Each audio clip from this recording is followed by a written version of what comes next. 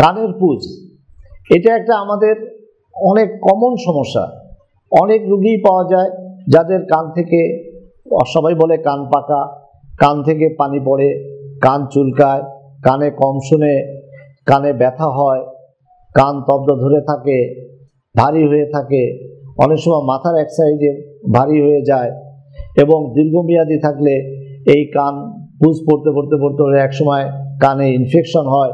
যদি চিকিৎসা না করা হয় এখান থেকে অ্যাবসিস হতে পারে, কানের ভিতরে, কানের বাইরে এবং ব্রেনের ভিতরে পর্যন্ত অ্যাবসেস হয়ে যায়, ফোড়ার মতো হয়ে প্রদাহ হয়, এবং এখান থেকে সেপ্টিসেমিয়া, পায়োমিয়া অনেক কিছু হয়ে মানুষ মারাও যেতে পারে।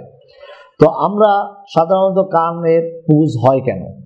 কানের পুঁজ যে কারণে হয় সেটা হচ্ছে যে এটাকে বলা হয় acute suppurative otitis media, chronic suppurative otitis media.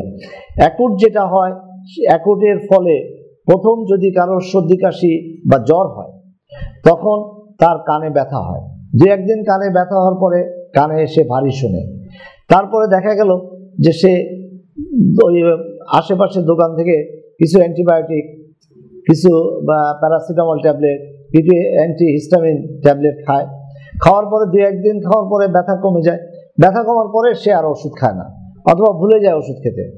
এর ফলে ডিজিজটা কিন্তু ভিতরে রয়ে যায়, শুধু ব্যথাটাই কমে। কয়েকদিন পরে এটা হয়তো বা আবার হলো, তখন হওয়ার পরে ওই কানের পর্দার উপরে প্রেশারটা দেয়। তাহলে ভিতরে আমাদের সাধারণত যখনই সর্দি কাশি হয় কানের ভিতরে প্রথমে পানি ঢোকে অথবা সর্দি ঢোকে, সর্দি ঢোকার ফলে ওখানে এটা জমা বাঁধতে থাকে, এবং জমা যখন বাঁধে তখন একসময় দুর্বল সাইড হচ্ছে কানের পর্দা, কানের পর্দার উপরে প্রেশার পড়ে, প্রেশার পড়ে ওই পানিটা বের হয়ে আসে। যার ব্যথা ছিল এই পানি বের হওয়ার সাথে সাথে ব্যথাটা কমে যায়, সে মনে করে যে আমার কান ভালো হয়ে গেছে, আসলে ভালো হয় নাই, তার কানে ডিজিজটা রয়ে গেছে, কানের পর্দাটা ফুটা হয়ে গেছে। তখনই যদি একজন চিকিৎসকের শরণাপন্ন হয় এবং তার যে সর্দি লাগছে এই সর্দির চিকিৎসা করে, একটা সেকেন্ডারি ইনফেকশন যাতে না হয় তার জন্য একটা অ্যান্টিবায়োটিক ইউজ করে, তাহলে কিন্তু তার ব্যথা এমনি কমে যায়, ব্যথার ওষুধ খাওয়ারও দরকার হয় না। খুব বেশি হলে একটা, কারণ ব্যথাটা হচ্ছে রোগ আছে সেইটা বোঝানোর জন্য, ডিজিজটা আছে এটা বোঝানোর। এখন যদি ব্যথাটাই যদি থেকে যায় তাহলে বুঝতে হবে ডিজিজ আছে।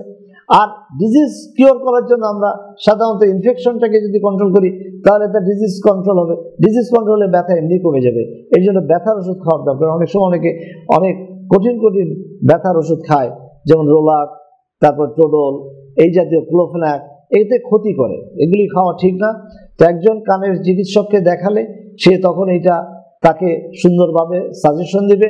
কানে কোনো কাঠি দেওয়া যাবে না, ওই টাইমটু পুকুরে ডুব দিয়ে গোসল করা যাবে না, এবং কানের পর্দা ফুটা হলে কিছুদিন কনজারভেটিভ চিকিৎসা করলে অনেক অ্যাকুট সাপোর্টিভ অটাইটিস মিডিয়ার পেশেন্ট, অর্থাৎ একবার প্রথমবার যার কানের পর্দা ফুটা হয়ে পানি পড়ে সেটা ভালো হয়ে যায়। যখন প্রথমবার কানের পর্দা ফুটা হয়ে ভালো না হয়, আবার যদি তার ইনফেকশন হয়, বারবার ইনফেকশন হলে সেটাকে আমরা বলি ডিজিজটা ক্রনিক হয়ে গেছে, যে একটা দীর্ঘমেয়াদী ডিজিজে পরিণত হয়েছে। এটা আস্তে আস্তে আস্তে যে ভিতরে ইনফেকশনে পরিণত হয়, এরপরে সে কানে কম শুনতে থাকে, কানের ভিতর থেকে পুঁজ বেরোতে থাকে, এবং এই পুঁজ বেরোর ফলে তখন সে ঠিকমতো শুনতে পারে না। অনেক সময় এটা পরিষ্কার করতে যায়, পরিষ্কার করতে গেলে যে কটন বাড ইউজ করে, এই কটন বাডের ফলে ওইখানে অটোমাইকোসিস ডিজিজ ডেভেলপ করে, অটোমাইকোসিস ডেভেলপ করে, ওইটা পরিষ্কার করতে যেয়ে আবার ওইটা ভিতরে ঢুকায় দেয়, ওইটা ভিতরে ঢুকাই দিলে সে আরও কানে কম শোনা শুরু করে, তখন এই কানে ব্যথা করে আবার আমাদের কাছে আসে। আমরা তখন এটা ক্লিন করে দেখি যে কানের পর্দার ভিতরে ফুটো। এটাকে আমরা বারবার ক্লিন করার পরে আমরা তাদেরকে কনজারভেটিভ ট্রিটমেন্ট দেই, তারপরে তাদেরকে একটা অ্যান্টিবায়োটিক দিয়ে দেই, কানের পরিষ্কার করে দেই, পরিষ্কার করার নিয়মটা আমরা বলে দেই, কান যাতে না চুলকায়, কানে যাতে কাঠি না দেয় সেসব আমরা বলে দেই।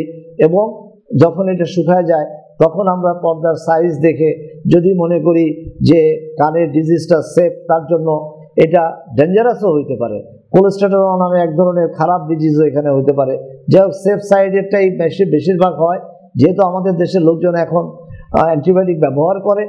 তো যখন সেফ সাইড হয় তখন আমরা এটারে কান কনজারভেটিভ চিকিৎসা দিয়ে কানটাকে ড্রাই করে তারপরে একটা নির্দিষ্ট সময় এসে কানের পর্দা লাগাই দিই। আজকাল কান না কেটেই পর্দা লাগানো যায়, আমরা সেই স্কিলনেস ডেভেলপ করে ফেলছি। এখন লেজারের মাধ্যমেও কানের পর্দা লাগানো যায়।